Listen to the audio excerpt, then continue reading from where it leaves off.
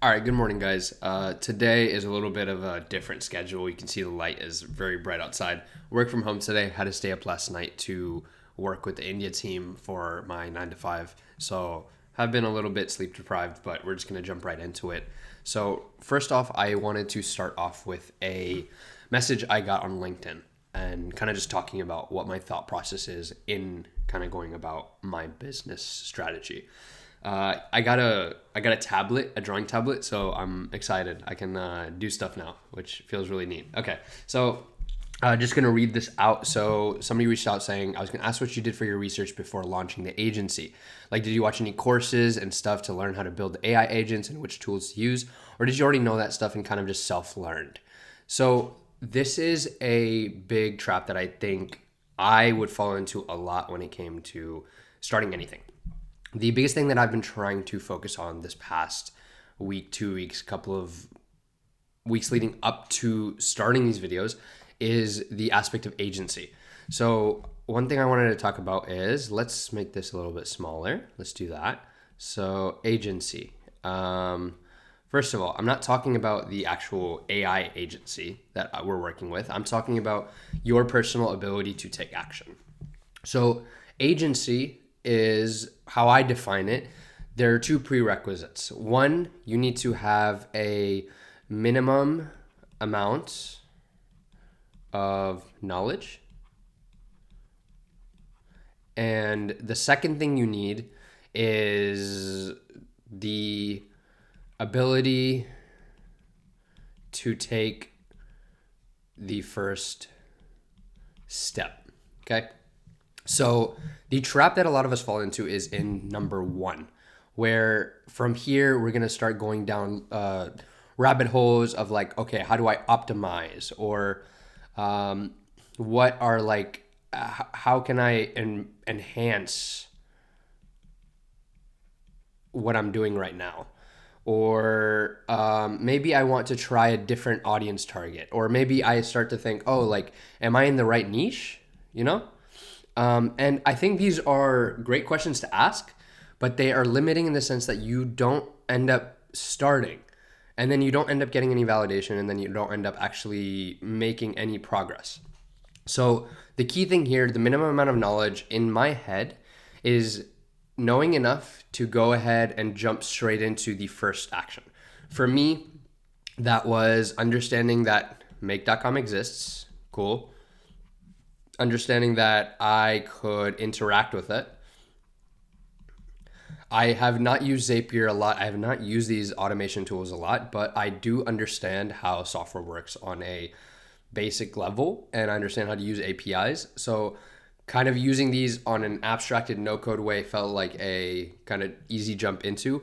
But if I were to have come in with no specific knowledge beforehand, it would be as simple for me as opening up a ChatGPT conversation, because we all have that access now, right? Like, there's nothing that we are missing out on, whether you pay for it, whether you don't, whatever your specific payment plan is. But like, you simply have to do like, hey, all right, so I just went ahead and typed on my phone because my keyboard was being weird. But it's as simple as using the resources you have, get the 80/20, don't try to dive into the deep end, and learn enough so that you can just get started. So it's pretty straightforward. So you can already, with 30 minutes a day, understand how the tools work. You can understand what the actual problems that business owners face, and you can start to work on making a basic automation to go ahead and solve that issue. Now, that kind of solves problem number one, right? Which is this one. Number two is the ability to take the first step. This just comes down to you sitting down, making a commitment to yourself. For me, doing this publicly was really helpful because now I feel a sort of responsibility for showing up. And at the end of the day, you want to respect yourself. You want to respect the promises you make. You want to ensure that you are living up to your own standards. And so, all that fake deep aside, the ability to take the first step, you want to write down the one thing. Okay, I'm struggling with this, but you want to write down the one thing that's horrible, that will let you get off the ground. Okay, it's as simple as that. So learn the basics, learn the simple thing you need to get started, and then take that first step. So that's kind of how I would approach it. And I think courses are kind of just going to waste your time. You're not going to really learn it until you do it at the end of the day. Action is what's going to integrate that knowledge in your head. And at the end of the day, you have a specific reason you're doing this, and not every course is going to target that, and you're just going to waste money before you actually validate that your idea has any merit. So I think courses probably right now is not the best thing. I would highly recommend Nick Sarive. I hope that's how you pronounce it. But he has a YouTube channel where he talks about automations, and this is actually where I got inspired to wanting to start this journey. So definitely check him out. He's super valuable, super helpful. And I think this next part is really important, self-learned. You want to let your curiosity drive you. You want to let your inner drive for wanting to achieve something be the reason that you actually go about doing it. So let yourself find things that you are interested in, but don't let that rabbit hole, again, like we're talking about here, like we don't want to be jumping into this aspect of, oh, what is the niche thing that I can optimize? Again, for me, for this make.com automation, right? Like us working through it together. Yes, I wanted to do SMS. Yes, I wanted to do these specific things, but at the end of the day, if they're not going to provide me as much value, and if I haven't even proven to myself that a client would want something like that, then there's no need in wasting my time, and I should just jump into the basic end of things. So that's my thoughts on that. And I just wanted to talk about this second question here is, how are you doing your outreach to get potential clients? So far I've done InMail on LinkedIn and Facebook groups related to my niche. Haven't gotten anything. And I will say my sample size is still low right now, but wanted to see what other options might be available. So what is the glaring thing here? I know my sample size is still low right now. I'm horrible at circling things. In my head, this video journey is going to be really boring for people watching in a day or two, because I am simply going to be sitting here, finding a client, recording a Loom video, which is going to be the same type of video over and over again, just personalized to that specific client. I'm going to be sending it to them and then doing it again. There's nothing fancy, right, about getting your clients. Cold outreach in a personalized manner, in a way that provides them with value up front, and you are giving them something for free, essentially. You've solved the problem for them before even starting. You are then leveraging yourself above any other email they get. And I'm going to be doing this through LinkedIn, through social media. But in my head, even if a week goes by, obviously this is not talking about the internal debates and the internal frustrations of trying to fight with yourself and prevent yourself from getting off track and doing things that you don't want to do, or that you want to be doing, but you are just being impatient. The hard work, the thing that's boring, is the thing that's going to reap the most benefit. And I don't want to waste time doing things like optimizing my copy right now. There's no need to, because I don't have any proof to myself that it's even helping or if it's hurting, right? So in my head, 2-3 weeks, 21 days of simply spending at least an hour every day outreach, right? Outside of my 9 to 5, that's all I should be focusing on. So I think for me in this question, the issue really is just, you know that your sample size is really small, right? You understand that, hey, I have this small subset of people. Why aren't they listening, right? But there could be a couple of reasons, right? One, have they even seen my message, right? Two, is this even the right audience, right? It could be somebody who doesn't need that solution. Three, they may not even be on socials anymore, right?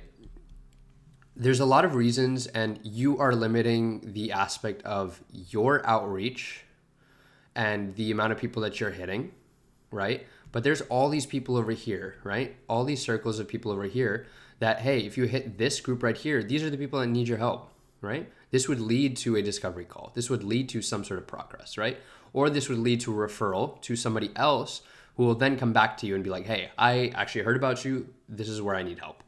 So I think the biggest thing here is not really focusing on where. For me, at least, I'm going to be using 1, LinkedIn, because I think a lot of business owners try to use this to market themselves. So they'll be there actively. The issue will be standing out amongst the other cold messengers, right? 2, I think I'm going to be trying to go for Instagram for a more personal approach. I'm going to go for Facebook if I can find them. I'm going to go for email as well, because at the end of the day, cold email, that's where things started. That's where it's going to hold a lot of value.